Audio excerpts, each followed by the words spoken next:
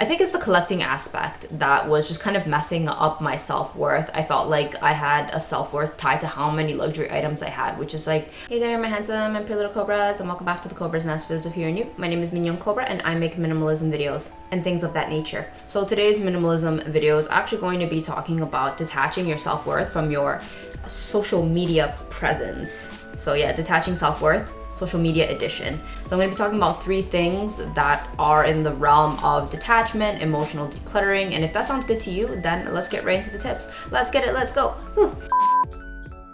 So I'm making this video because you guys know that I love social media. That is not something that I have decluttered. I have reduced my social media intake just for the sake of my own mental health, but that is like a personal choice of mine. But in that journey of reducing my social media intake, I've actually discovered a lot more minimalistic principles that have really helped me a lot, and I feel like I can share with you guys. Okay, number 1, luxury brands. You guys know that as, I guess, not anti-brand minimalist, I have mentioned on my channel that I'm perfectly fine with people, yeah, attaching self-worth to luxury houses. Like, why not? Like, it's still just stuff at the end of the day. Like, I feel like to truly be woke as a minimalist is to transcend this idea that if you do or do not have a brand, it has some meaning. I don't think any of it has any meaning, to be honest. If you want to wear a brand, use it. If you don't, then don't. It's not, you're not emotionally or spiritually more superior to somebody else just because you do or do not choose it. To think yourself more superior than somebody else is no different from the person wearing the luxury brand thinking themselves more superior than somebody else, right? So, but that's not to say that I have not realized that some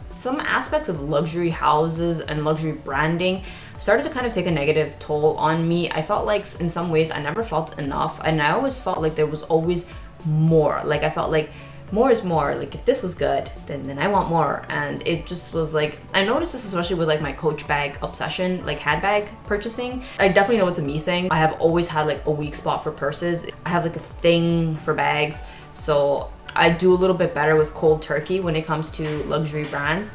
I prefer to tell myself, let's not use these things as treats and to be more responsible with them. So when I go to the mall, I don't go to Coach as often as I used to, or if I do, I'm more hypercritical about the items I let myself have. I don't just tell myself like, you can have whatever you want, or you know, if the aesthetic matches or if the price is good. I'm a lot more regimented. I find like that discipline has set me free and has allowed me to enjoy my pieces a lot more than when I was a bit more open-minded about collecting.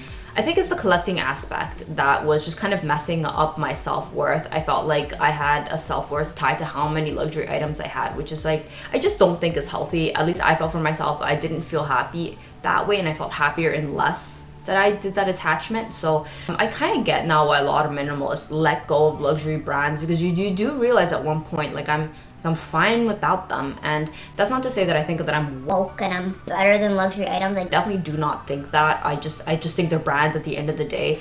But for myself, that social status game was just not, I just wasn't about it anymore. So I have definitely decreased the importance that I place upon luxury branding and tying my self-worth to them. Okay, number 2, wanting to look successful on social media, especially like YouTube and Instagram, because those are the 2 primary ones that I use. I used TikTok for a little bit, but oh god, that app was really like addicting. I remember I blinked and 3 hours went by and I was like, I can't do this. It's going to seriously mess with my mental health. I need that time to video edit and like actually, you know, get that coin. Can't let something like that type of distraction, like Instagram, like I already got over my, like I've been getting over my Instagram addiction. I don't need like a more powerful drug. That's actually the thing that I'm trying to get to with this point, is that for me, it took so many years of me like unraveling the layers of realizing that like looking successful and popular on Instagram is not my life's purpose. And I know that maybe to like younger gens or maybe to other gens, like this just sounds so freaking ridiculous. Like how could this be a thing? But for me, I've been using Instagram and YouTube since like, I guess, yeah, since they came out, which was like YouTube was 2007 and I think Instagram was 2013. I'll put the number here if I got it wrong, but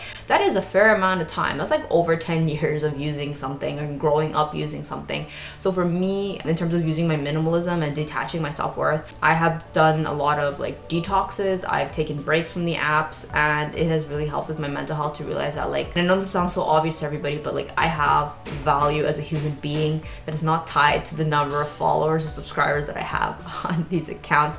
I don't know if anybody wanted to hear that or anybody needs to hear that, that, but that is something that has really freed me. This is the happiest I've been in years. If that can help anybody else out, I hope that you know that you are a valuable individual and it's not tied to the number of likes and subscribers. Okay, number 3, if you couldn't put it on Instagram, would you still buy it? I'm definitely guilty of buying things because I think it'll look good on my Instagram story or on my Instagram feed or even my YouTube videos. I don't even know why I thought that was a good idea, but I'll be honest, I'm only human. I too get influenced by marketing and also thinking like, yeah, we gotta hustle with our social media. I've kind of come up with this like little rule, this minimalism rule for myself. I asked myself like, okay, Nat, you can buy it, but you can't put it on Instagram. Do you still want to buy it? And that's helped me a lot with like decreasing certain purchases where it's like, oh, I was just buying it for the aesthetic. And I've also almost kind of turned into a joke. Sometimes when we're at Marshall's, I'll tell Will like, oh my god, wouldn't this look so good on my feed? And it makes him laugh because there's a little bit of truth to all jokes. So totally guilty of that. Yeah, I'm like in a really good place, like in a better place now where like I buy something and I know that it's like I actually want it because I tell myself you can't post that on Instagram. I've also put things back on the rack where it's like, yeah, I was buying that just for the gram. I never want to tell somebody else, you know what, like don't do it for the gram when like these are my own personal struggles, but I hope that I shared what worked for me with somebody else and hopes that it helped you out. And I'll see you guys in the next one. Thanks for watching. Bye.